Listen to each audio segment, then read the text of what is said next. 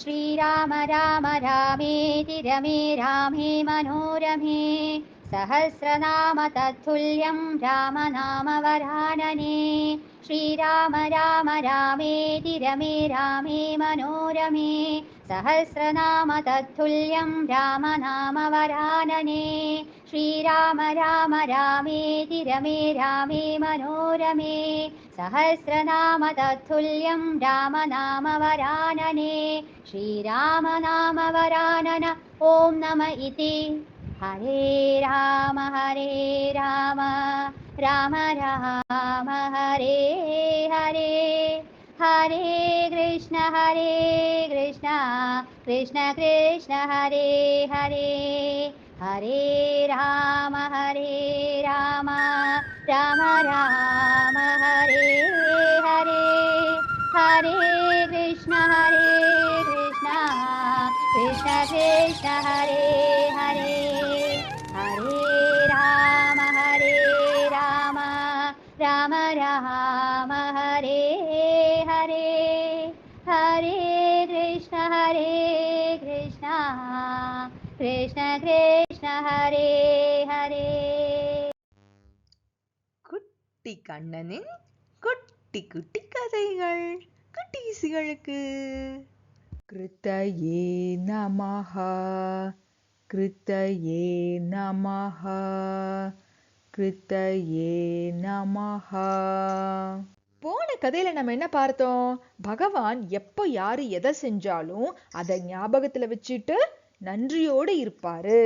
மேலும் பக்தர்கள் காட்டுற அன்பை தன்னோட அன்புக்கு முன்னாடி ரொம்ப பெருசா கொண்டாடுவாரு. அதனால அவருக்கு கிருத்தஜ்ஞர் அப்படிங்கிற திருநாமம். இதைய நம்ம அனுபவிச்சோம். நன்றியோடு இருக்கும் பொழுது பிடிச்சவங்களுக்காக நம்ம எதை வேணாலும் செய்வோம். நம்ம எல்லாரையும் ராமருக்கு ரொம்ப பிடிக்கும்ல, அதனால அவருடைய அஸ்வமேத யாகத்துக்கு நம்ம எல்லாரையும் கூட்டிட்டு போய் நமக்கு என்ன காட்ட போறாருன்னு நம்ம இந்த கதையில அனுபவிக்கலாம்.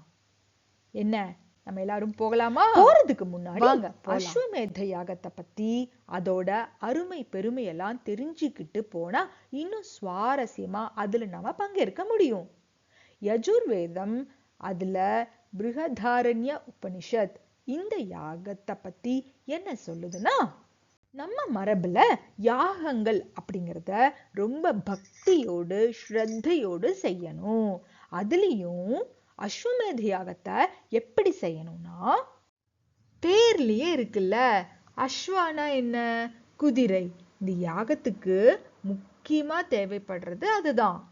இந்த யாகத்தை எந்த ராஜா செய்யறாரோ அவரு உயர்ந்த ரக குதிரையை தேர்ந்தெடுத்து அதை வணங்கி வழிபட்டு நாடு முழுக்க அதை அனுப்பிச்சு வைப்பாராம். ஒரு வருடத்துக்கு அந்த குதிரை எல்லா இடத்துக்கும் போகும். குதிரைக்கு பாதுகாப்பா நிறைய படையையும் ராஜா அனுப்பிச்சு வைப்பாரு. எந்த இடத்துக்கெல்லாம் குதிரை போகுதோ அந்த இடம் எல்லாம் இந்த ராஜாவுக்கு சொந்தம் ஆகிடும். யாராவது குதிரை பிடிச்சு வச்சுக்கிட்டா அவ்வளவுதான். யாகம் செய்யற இந்த ராஜா அவரு கூட போர் புரிந்து ஜெயிச்சிடணும். குதிரை திரும்பி வர்ற இந்த ஒரு வருடமும் ராஜா யாகங்களை தொடர்ந்து நடத்திக்கிட்டே இருப்பாராம். ஒரு வருஷம் முடிஞ்சதும் குதிரைய திரும்பியும் அழைச்சிட்டு வருவாங்க. அதுக்கு மரியாதை செலுத்தி அதை வணங்கி யாகத்தின் ஹவிசாக அந்த குதிரையை பலியாக கொடுத்துடுவாரு. இப்படிதான் அஸ்வமேத யாகம் நடக்குமா. இந்த குதிரை எங்கெங்கெல்லாம் போச்சோ மற்ற ராஜாக்கள் எல்லாரும் இந்த ராஜாவை மரியாதை செலுத்தி ஏத்துப்பாங்க. இப்பேற்பட்ட யாகம் தான் அஸ்வமேத யாகம். இப்பேற்பட்ட அஸ்வமேத யாகத்தை நடத்துவதற்கு ராமர் அயோத்தியாவுல உயர்ந்த பொருட்களை எல்லாம் சேகரிச்சாரு.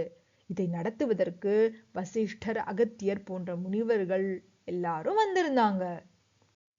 இந்த யாகத்துக்கு முக்கியமா தேவைப்படுறது குதிரை தானே. அதை ராமர் பார்த்து பார்த்து தேர்ந்தெடுத்தாராம்.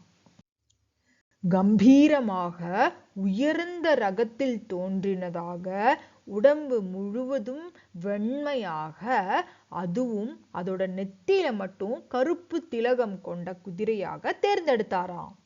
ராமர் தன்னோட கையாலேயே அந்த குதிரைக்கு மரியாதை செலுத்தி ஒரு வருடம் அந்த குதிரை நாடு முழுக்க சுற்றி வரணும்ல, அதுக்காக அதைய பார்த்துக்க கூடவே ஒரு படையையும் அனுப்பிச்சு வச்சாராம். இந்த வெள்ளை குதிரையும் அயோத்தியாவோட கொடியை தாங்கி ராமரோட பிரதிநிதியாக எல்லா இடத்துக்கும் போச்சான்.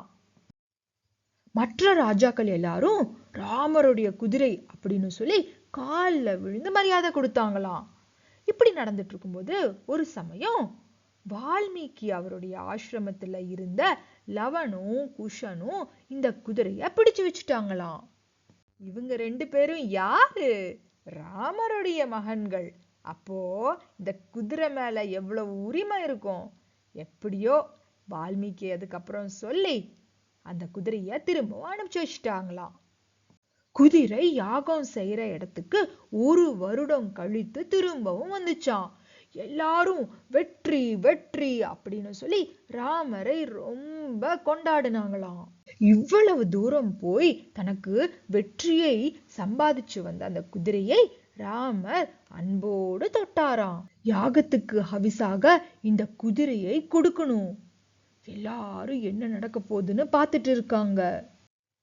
அடுத்த நொடியிலேயே இந்த குதிரை மாயமா மறைஞ்சு போய் ஒரு பெரிய தேரு விமானத்தோட தோன்றுச்சான். குதிரை என்னாச்சு? ஒரு தேவனா மாறிடுச்சான். தேவன் கை கூப்பி ராமரிடம் வந்து, முன்னொரு சமயம் துர்வாசகர் முனிவர் தனக்கு சாபம் கொடுத்ததாகவும், எப்போ ராமர் தன்னை தொடராரோ அப்போ இதிலிருந்து வெளிவரலாம் அப்படின்னு விமோக்ஷனமும் கொடுத்தாரு. இப்போ உங்களால எனக்கு மீண்டும் நல்ல கதி ஏற்பட்டுச்சு அப்படின்னு சொல்லி ராமரை வணங்கி மீண்டும் தேவலோகம் போயிட்டாராம். யாகம்னு ஒண்ணு தொடங்குனா அதை நிறைவேற்றணும், பூர்த்தி செய்யணும். எப்படி? ஹவிசு கொடுத்துதானே பூர்த்தி செய்யணும். ஆனா இங்க குதிரை தான் தேவனா மாறி தேவலோகம் போயிடுச்சுல, யாகம் பூர்த்தி ஆகல, என்ன பண்ணலாம் அப்படின்னு எல்லாரும் யோசிச்சுட்டு இருக்கும் பொழுது வசிஷ்டர் இந்த யாகத்தை நான் பூர்த்தி செய்கிறேன் அப்படின்னு சொல்லி அவருடைய சிஷ்யர்களிடம் நீங்க எல்லாரும் போய் நெய் தீபத்தை கொண்டு வாங்க அப்படின்னு சொன்னாராம். அவங்க எல்லாரும் கொண்டு வந்தாங்க. கொண்டு வந்தோடனே அந்த நெய் தீபத்தை கொண்டு ராமரை ஆரத்தி செஞ்சாங்க. நம்மளும் அந்த ஆரத்தில பங்கேற்கலாமா? வாங்க.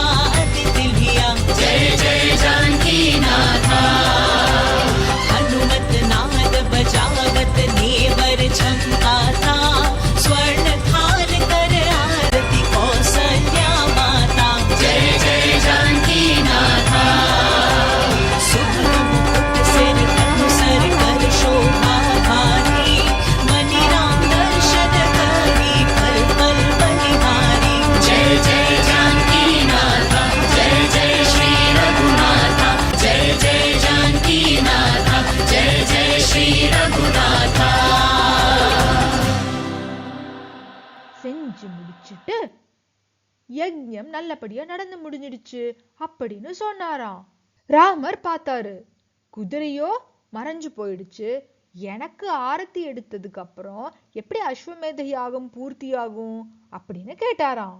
இந்த உலகத்துல எந்த புண்ணிய செயலையும் செய்விப்பது நீதானே ராமா, செயலும் நீதான், செய்விப்பவரும் நீதான். அப்போ உனக்கு ஆரத்தி எடுத்துட்டா அந்த செயல் பூர்த்தி அடைஞ்சதுன்னு தானே அர்த்தம். அதனால இப்போ நாங்க உங்களுக்கு ஆரத்தி எடுத்தோம், அதனால இந்த அஸ்வமேத யாகமும் பூர்த்தி அடைஞ்சிச்சு அப்படின்னு சொன்னாராம். செயல்களை செய்விப்பவராக இருந்து அதை நிறைவேற்றியும் தருபவர். அதனால அவருக்கு கிருத்திகி அப்படிங்கிற திருநாமம்.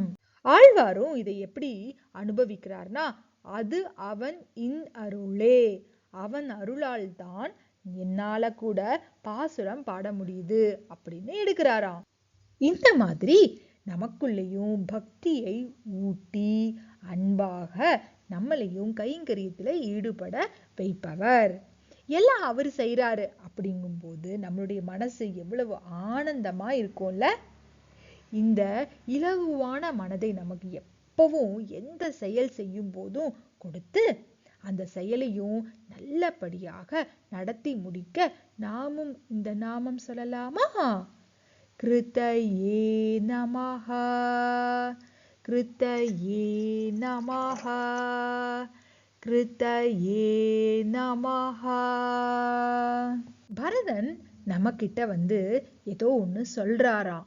அது என்ன நீதி அப்படிங்கிறத அடுத்த கதையில அனுபவிக்கலாமா?